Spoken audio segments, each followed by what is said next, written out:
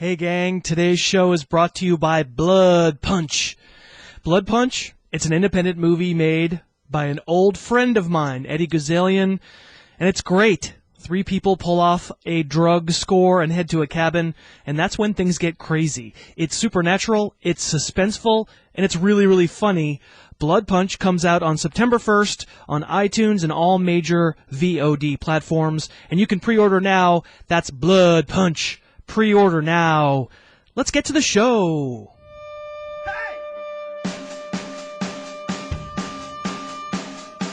It's the Harris Football Podcast with your host, Christopher Harris.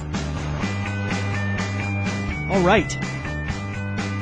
Okay, thanks for being here.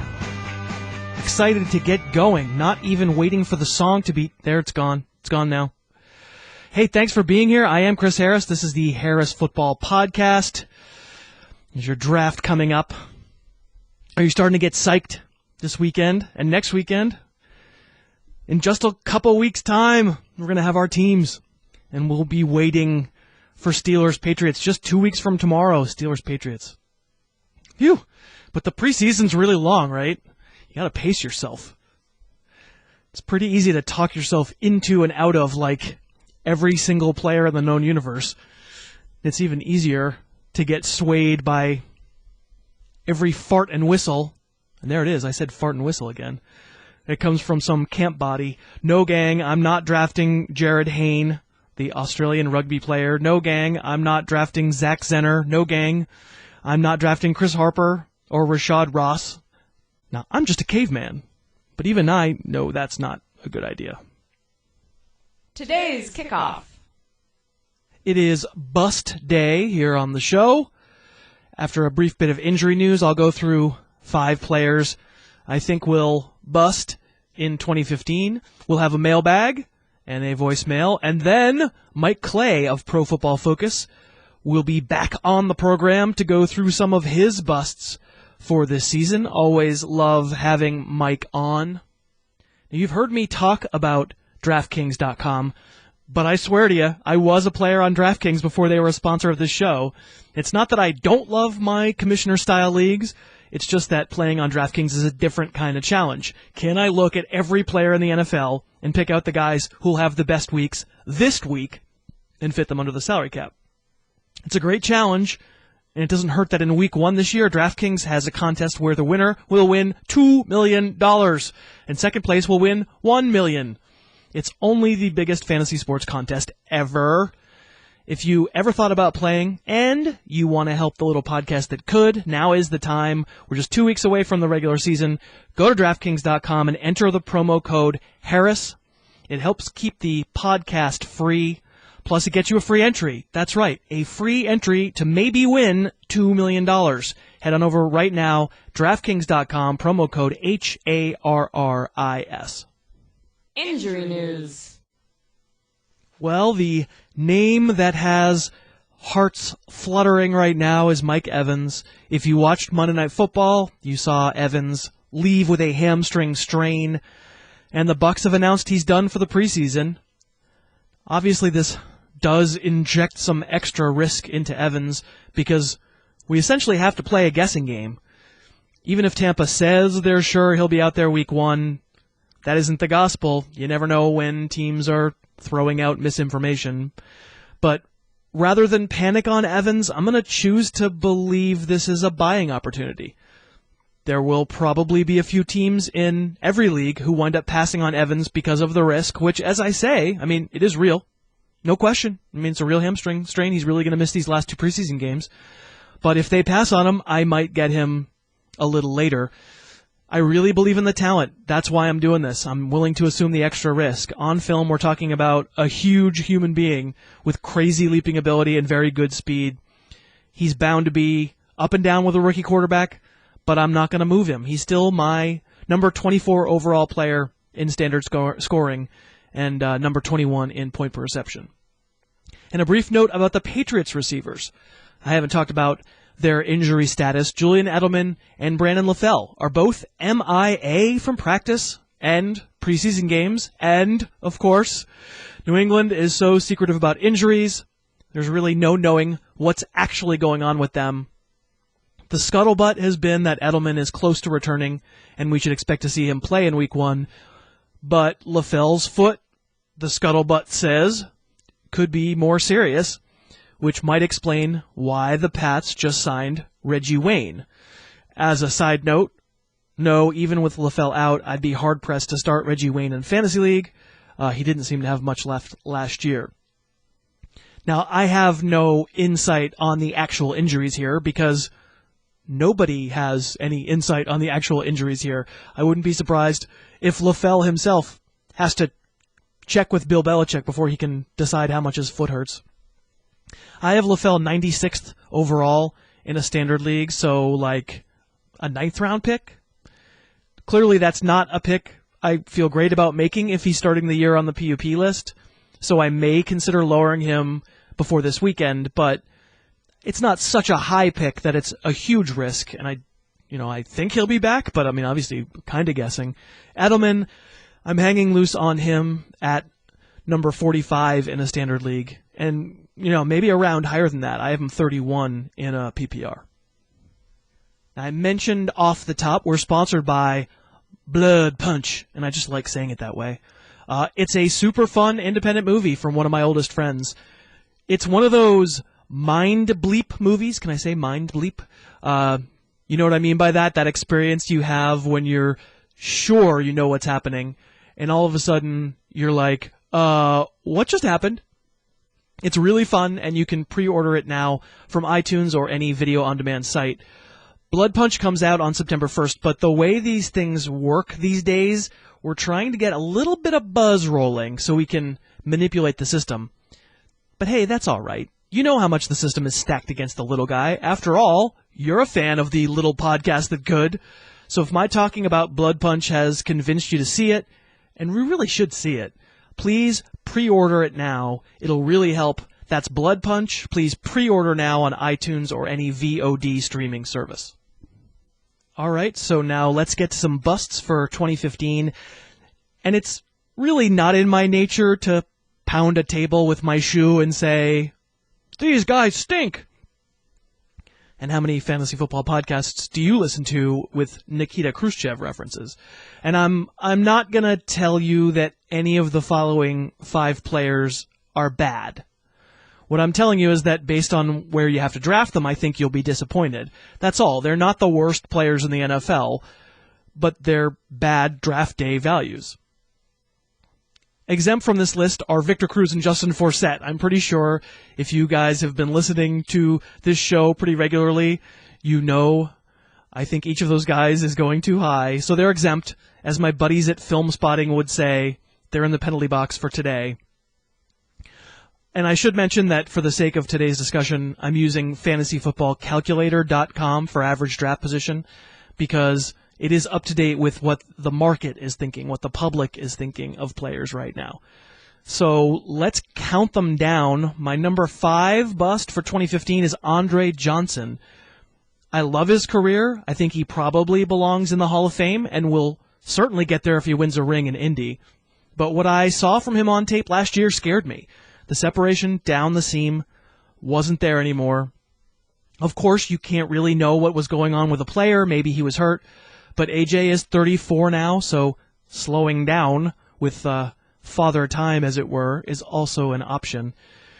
Of course, it should be a great offense with Andrew Luck, and if Johnson is right, he could see huge targets and maybe even score a bunch of touchdowns.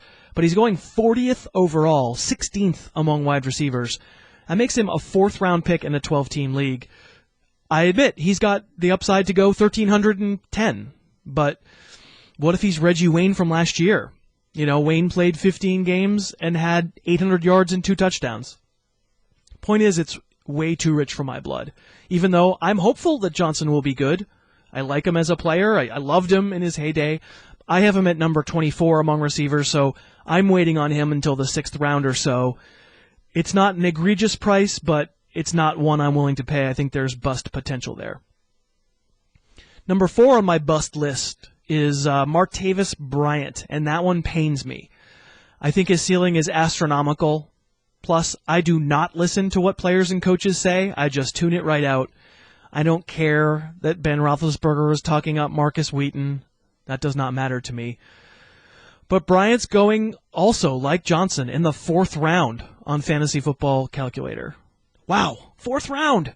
I get that he scored a 44-yard touchdown in the preseason against the Jags. I get that he found the end zone 8 times as a rookie last year.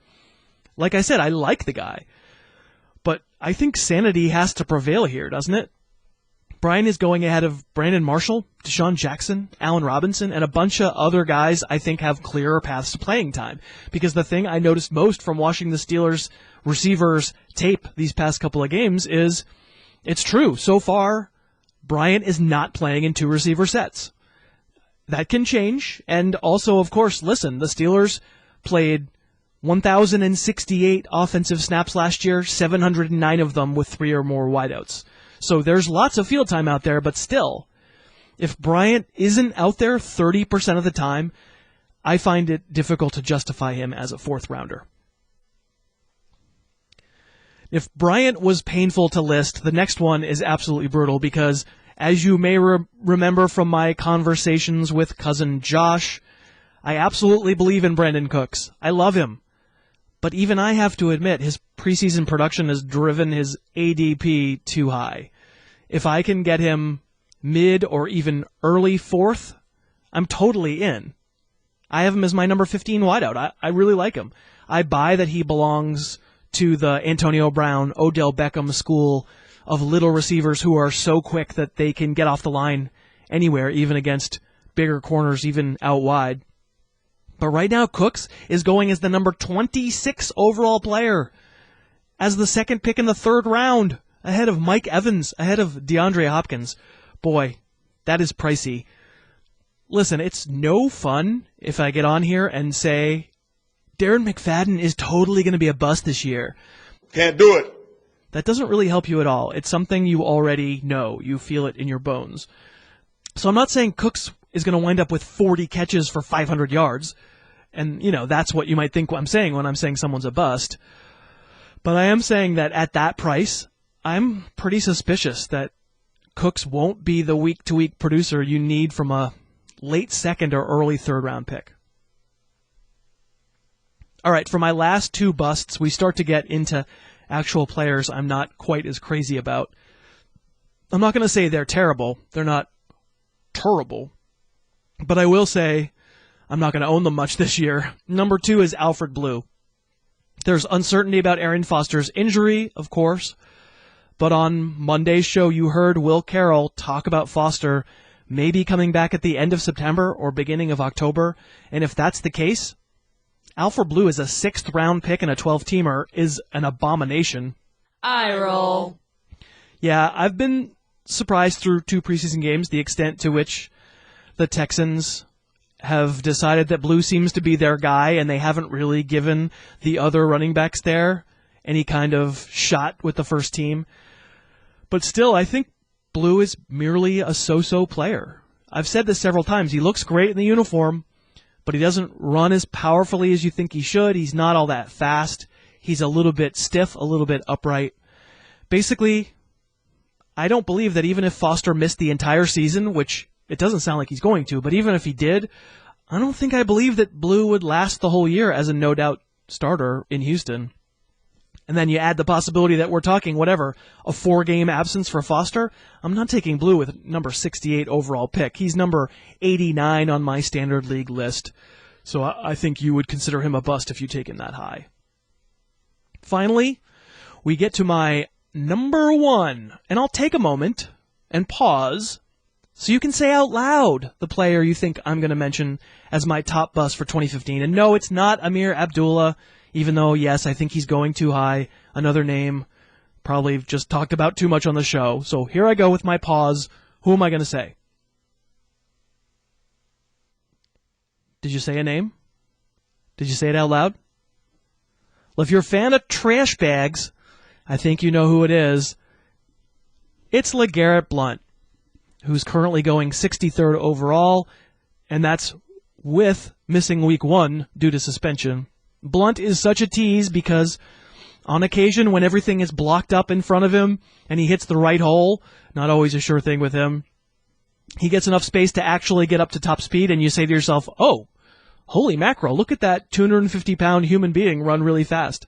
His problem, though, is it takes like 10 yards for him to get anywhere near his top speed. Blount is maybe the least likely runner in the NFL to get met in the backfield by an opposing tackler and make that tackler miss. He's awful on the goal line. He's good when the Patriots are up big, and in clock-killing mode, that's when his big games have come recently.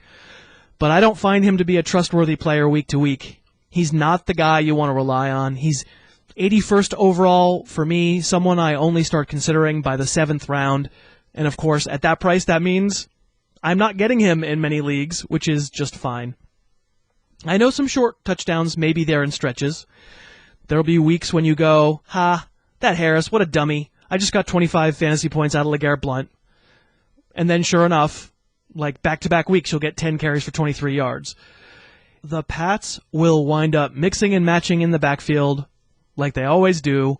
And you look at Blount on your team, and you'll be like, man, I'm never drafting you again. Time for the mailbag. Hey, I just saw Christopher Harris trying to break into Amir Abdullah's house. He said he wanted to slash his ACL so that he could talk about Drake Belmore on the podcast. Thanks, bye. Yeah, I just saw Christopher Harris at Chipotle in Indianapolis. He was asking women for a free fingertip test. Said he was going to check for torn ligaments. Get back to me. We can talk about it. Hey, it's Justin. I just took a trip in my time machine back to London in the 1800s, and I was appalled, but not shocked, to find that Jack the Ripper looks an awful lot like Chris Harris with a butcher knife in hand. So... Okay, so wait, you have a time machine, and you're not using it to go back and prevent Justin Bieber from being born? Of course, you can leave an email with your sighting of me and my apparently criminal shenanigans. 786-529-2484, a number you don't need to remember because on your keypad it spells out Sunk by a Hug.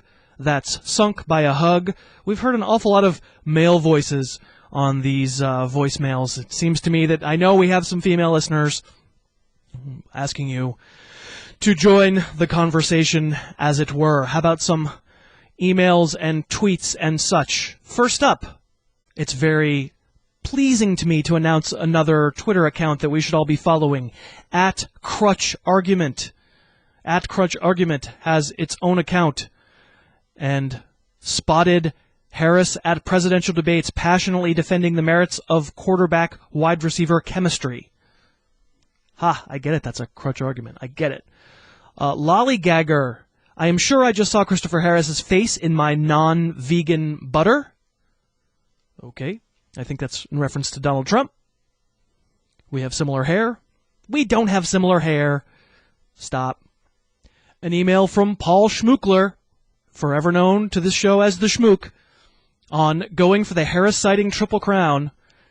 An email that says, hey Harris, I'm writing to see if that expectant mother and baby are okay, as last time I saw you, you were delivering the baby in the back of your Uber. I asked if you needed help, but all you mumbled was, I got him. He has short area quickness, but I have great catch radius. Thanks, and don't forget the Febreze. Paul in Jacksonville.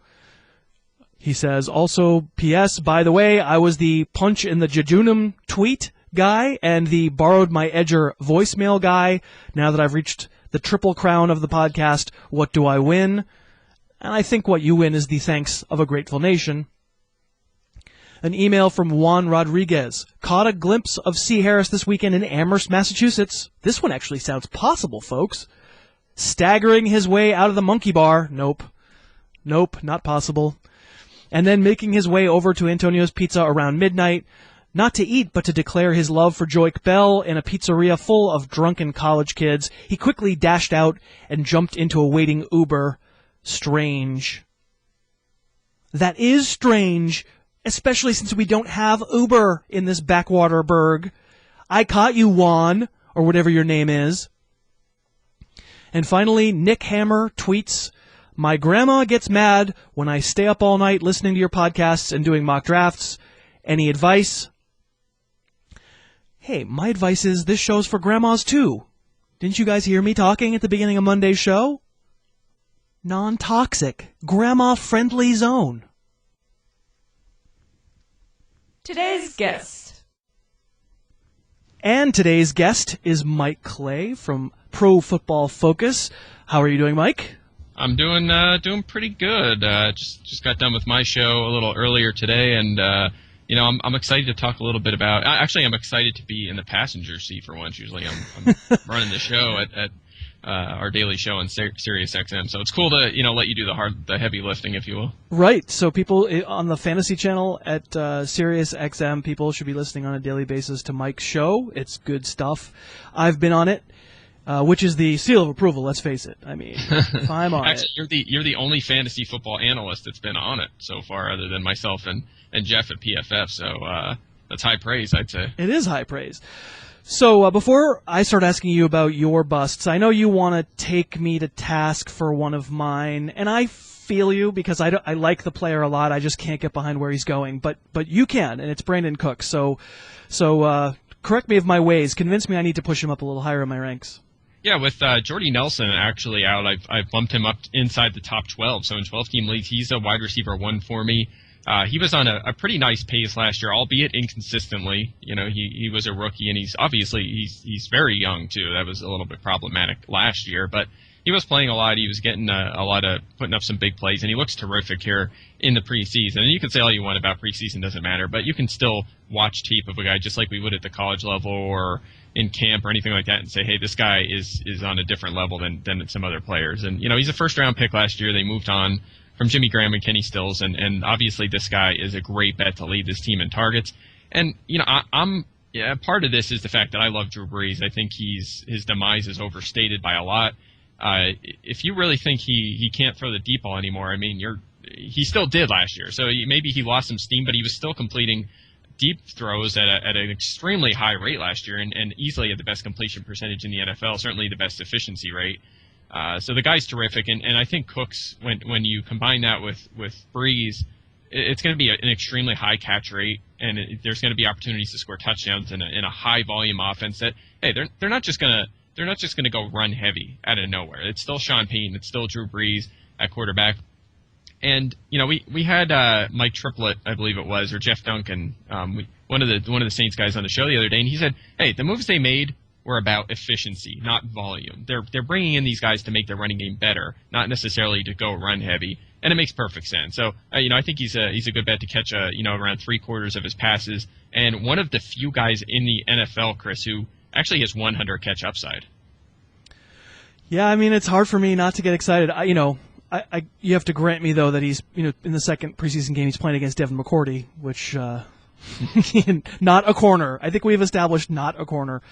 But yes, I mean, I like him. I just can't go. But you feel comfortable. First pick in the third round, if that's you're taking Cooks. Yeah, I mean, I'm fine getting a wide receiver 3 there. I mean, I think first pick in round 3, usually I don't know. I mean, I guess since Jordy Nelson and Arian Foster have gone down, that big group there, usually at the 2-3 turn, there's some serious value, but we lost 2 of them, that big 23 guys there, if you will, so that hurts a little bit, and that certainly puts Cooks right there in that early third-round conversation with, I'd say, like T.Y. Hilton, Emmanuel Sanders, and there's some probably slightly more intriguing running backs like Mark Ingram and Frank Gore, Lamar Miller, that belong right there, but yeah, I'm okay with that. All right, well, so that's why intelligent minds can differ. If I'll call your mind intelligent, I'm not. Where do you have him at? He is. Let's see. I already talked about this. 41 overall. So a good round later. Maybe even a little bit more.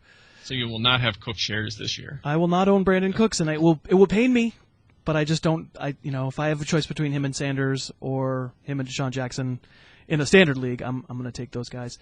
But I want to talk about some new names because you have a different perspective on some guys, and I want to start with Jimmy Graham because for the first time ever, probably, I'm actually endorsing taking a tight end at his average draft position. I'm actually saying, hey, if you're middle, late third round and Jimmy Graham's there, that's where he's going on average, and I think that's a fair value for him. But are you scared off by Seattle?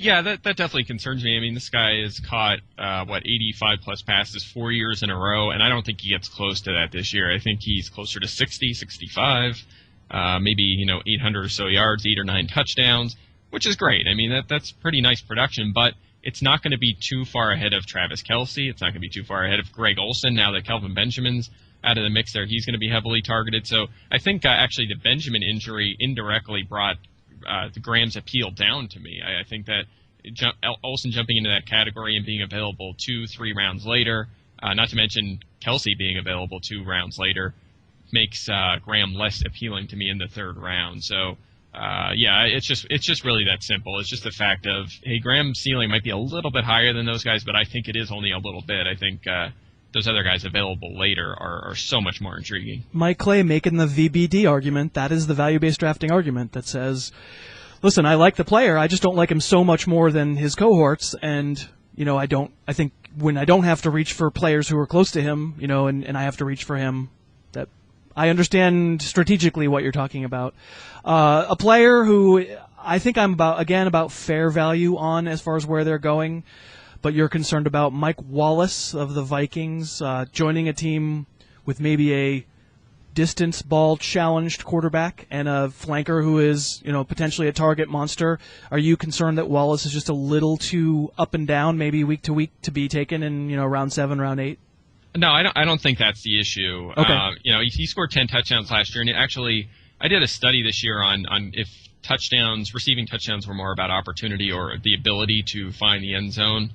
And I found that it's primarily opportunity-based, which really isn't a big surprise. But right. Wallace is one of the guys who consistently performs above his opportunity in the touchdown department. And that's because he catches a lot of let's be honest. I mean, in terms of deep threats, he gets the job done. He's been doing it for a long time, and that's really kept him around despite some inefficient play at times. But, my concern is how many targets are there to go around in Minnesota? Mm-hmm. I love Teddy Bridgewater, but my thought on Wallace initially was, I think he and Charles Johnson will be pretty close in targets. I thought maybe Wallace would be the 1A and Johnson the 1B, but now it looks the opposite. It looks like Johnson's just been terrific.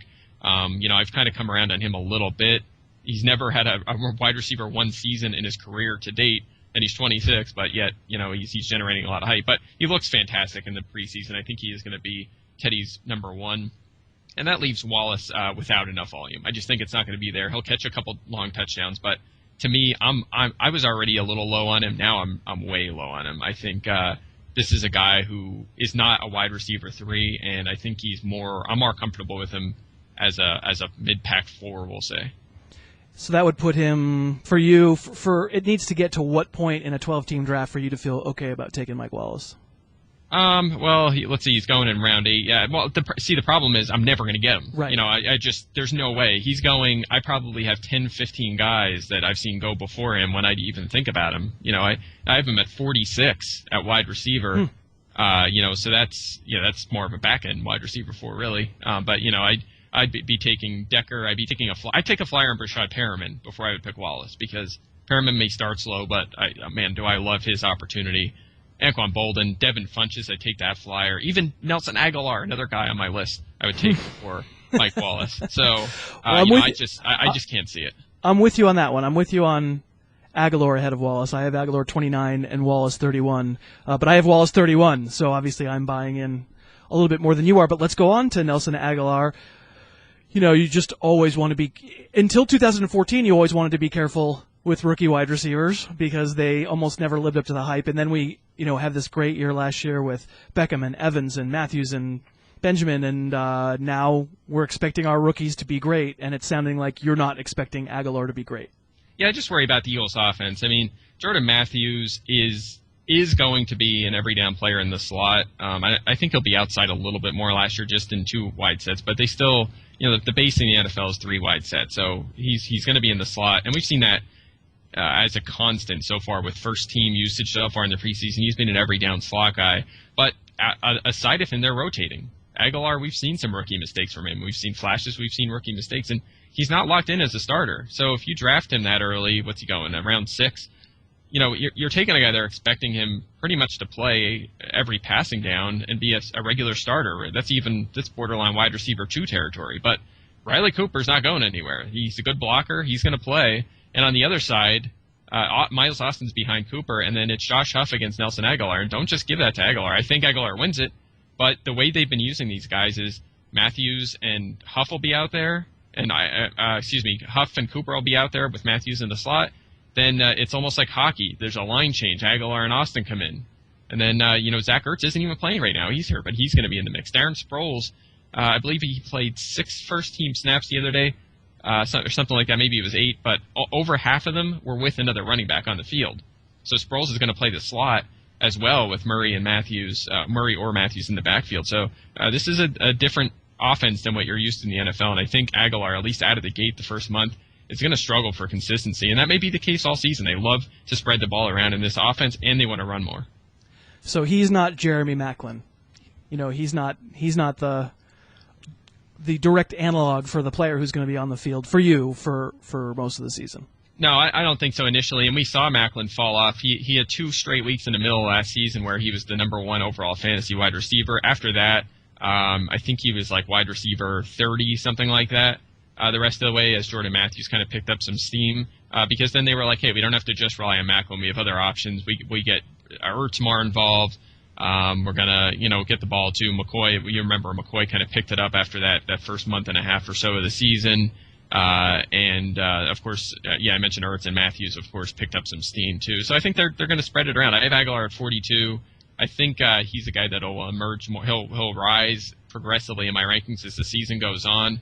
But, he's not being handed the keys to a starting job in this offense by any means. I mean, how dare you, Mike, to treat rookie receivers like rookie receivers? I know. What are you even thinking? Like, as if a guy isn't going to be awesome out of the gate, like every rookie receiver has ever been, ever. I actually have Aguilar around later than he's going as well. I have him more as a 7th rounder than a 6th rounder, although it sounds like I'm choosing to believe a little bit more than you are. I definitely understand the floor there is pretty low. We've talked to some wide receivers. We'll get to one more before we finish, but talk to me about Rashad Jennings' overvalue in the 6th round. Yeah, I can't believe he's still going in round 6. I mean, you look at first-team usage so far in the first 2 games, and it's been almost exactly 1-to-1 between Vereen, Jennings, and Andre Williams. And, I mean, come on, would it surprise everyone? Okay, we think Jennings is the one. Vereen's passing downs, and he'll get some carries like he did in New England. And Williams is the handcuff, if you will, maybe gets a handful of carries here and there. Kind of reminds you of the Saints offense a little bit with, Jennings kind of the Ingram and Vereen kind of the Pierre Thomas, and maybe Andre Williams is the Kyrie Robinson, if you will. But would it surprise anyone if Andre Williams just got, 7, 8, 9 carries a game and Jennings got 12 and Vereen got, 5 and did passing down work? No, I don't think that would surprise anyone at all. And I was on the Jennings bandwagon, and I think rightfully so last year. Aside of being hurt, it was worthwhile. And Williams obviously struggled, but Jennings is always hurt. He's older. Williams did a couple good things last year. He showed enough that maybe he does turn the corner. So that scares me with Jennings. I just don't. I don't trust him, and where he's going is ridiculous considering the other options there. I take Crowell with that awesome offensive line. I take one of the Atlanta backs. I take Doug Martin. I take Bishop Sankey, who I think is a guy that is grossly undervalued. Gio Bernard. And among Giants backs, I take Jennings too. I would take Vereen over Jennings. Vereen over Jennings. That's, as a Patriots fan, I can say I promise out that sentence, other than to be surprised, Vereen over Jennings. That sentence will never cross my lips, at least not in the preseason. I have Jennings higher than the other Giants running backs. None of them, they're all sort of struggling to be inside my top 30. Let me just ask you a couple of other names. If you were presented with Rashad Jennings or Ryan Matthews. I have them, actually, I have Vereen 37, Jennings 38, and Matthews 39. So, okay. But I do have Matthews down a tier. I think there is some separation there. So okay. I would go Jennings. All right. My number 1 bust of the year is LeGarrette Blount, because I just think people keep anticipating he's going to be something that he's not. If you had to choose between Jennings and Blount, who would you pick? I would definitely go Blount there, but at the same time, I'm hedging a little bit. I think that Jonas Gray is grossly undervalued right now. You can get him very late. I have him at 43. I think that it's Bill Belichick. I asked the question similarly before, would anyone be surprised if Jonas Gray led this team in carries this year and rushing touchdowns? you should not be surprised. So I love Gray as a flyer, but at the same time, like Garrett Blount has 26 career games with the Patriots, including the playoffs, 289 carries, so a little more than a full season right there. Over 1,400 yards and 17 touchdowns. So that's a major production, and it cannot be ignored when you're considering borderline running back 2 options. But again, I think you should hedge on that and try and get Gray as well if you take Blount. Cannot be ignored. Watch me. I'm ignoring it. I've seen it enough. I will not own LeGarrette Blount. I recommend other people. There's going to be 3 games this year. You're super psyched you had LeGarrette Blount because the 7 touchdowns that he scored will all be in those 3 games, and you won't know when to start him otherwise. Your last player that you nominated as a trash bag for the season, Golden Tate, who is going in the 4th round, even with a healthy Calvin Johnson. I think that's a little high as well. Tell me why. Yeah, and you mentioned it. It's really the healthy Calvin Johnson issue. Last year, 6 games, Calvin Johnson was either limited or out, and we've seen it. Sometimes these top guys play as decoys, and Calvin did that a little bit last year. In those games, Tate had 50 of his catches, and he was. I don't have it in front of me. I thought I did, but he was. I think it was a top 5 or top 7 fantasy receiver those weeks. In the other games, he was more like a borderline wide receiver 3. So, that's something you have to think about. I mean, if you really do think Johnson's going to break down and miss 6-7 games again, fine. But that's pretty unlikely. If you're being reasonable here about the odds of injury, Calvin more likely to miss maybe 1 game. So I think Johnson is undervalued. I like him. I have him ranked a spot ahead of Odell Beckham at number 5. I think Johnson is still pretty close to the player we got used to loving. He's going to be heavily targeted by Stafford. The Lions are going to score a few more points than they did last year.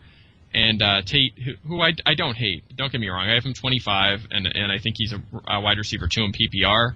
But in round 4, there's better options on the table. Yeah, I have him 22, so I think we're in the same neighborhood. And I actually have Megatron 4 among receivers. I have him 3 ahead of a Beckham, 2 ahead of AJ Green, and 1 ahead of Julio Jones. I think I've gotten the question a few times, like if I do make the Megatron plunge in the, say, early 2nd round, should I be thinking about taking Golden Tate as a handcuff?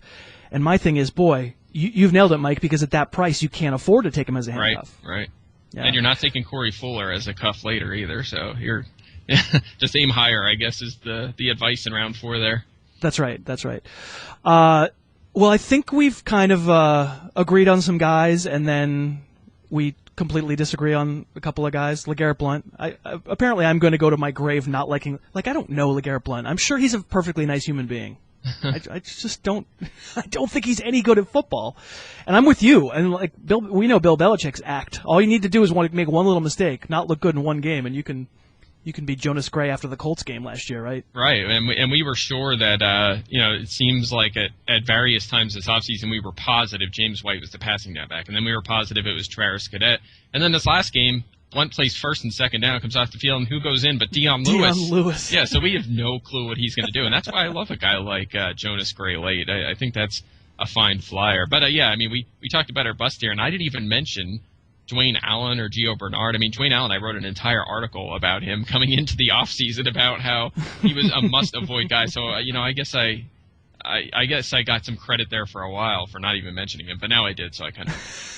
Let me ask you, so I didn't mention Amir Abdullah, not that I don't like him as a player, but just he's going incredibly high in fantasy drafts right now. The hype train is out of control. He's a 3rd-round pick. He's the number 40 overall pick. I know we both like Abdullah's talent. At number 40 overall, can you make that plunge? Yeah, it's getting a little crazy for me. I mean, again, I watch him and I see maybe a slightly more explosive or similarly explosive Gio Bernard, and that worries me a little bit because, hey, what are you doing with the running back there? I mean, are you going to win your championship with Gio Bernard? Really, you're looking for guys who can be superstar every down backs and take you to the championship, not to the playoffs, to the championship. And, maybe Abdullah does that in the middle rounds where he was going earlier, but where he's going now, I saw someone today tweet, hey, I can't take it anymore. I'm taking him in round 3. I want him. That's crazy to me. I still have him 24, and that's even aggressive compared to where my projections show him at 30. In PPR, he's a 2. I can get behind that because this is this offense led the NFL easily in targets to its running backs last year. So that I can get behind, and that helps him in standard, but it's pushing the envelope. I think if Joik Bell gets hurt or is bad, Zach Zenner looks good. I mean, they're gonna find an early down guy. Abdullah is not going to be in every goal, get carries inside the 5 and get 15, 20 carries a game. He's just not that sort of player, and that's kind of what you're looking for if you're looking for a third-round running back. I'm with you. I think we share a brain on the Lions running back situation. I've come back down to earth on Joik Bell because by now I wanted him to be practicing. So, Mike, thank you very much for doing this. You are a gentleman and a scholar, and your show on Sirius Radio is on at 10 Eastern, I believe. Is that right? Yep, 10 a.m. Eastern, Monday through Friday, and we'll be on Sunday mornings in season 2, so don't miss that. Awesome. Thanks again for doing it, Mike, and we'll talk to you very soon. Sounds great. Have a good one. And that is our show. Thank you very much for listening to the podcast. Tomorrow begins a 2-parter. Going to reveal my 10 super deep sleepers for 2015. It's a perennial favorite column that I've written for ESPN in the past. It's a list of names of guys that, hey, maybe you don't draft them right away, but you have on your radar screen for later in the year. If their names wind up surfacing, you'll be ready to pounce. And my special guest Thursday will be Evan Silva from RotoWorld. Really looking forward to that. Thanks very much. I hope you have a great rest of your day, and I'll talk to you tomorrow. The Harris Football Podcast's opening theme is Under the Gun by Apex Manor. The end theme is Tooth and Claw by OU Villain. Subscribe to the Harris Football Podcast on iTunes and never miss an episode.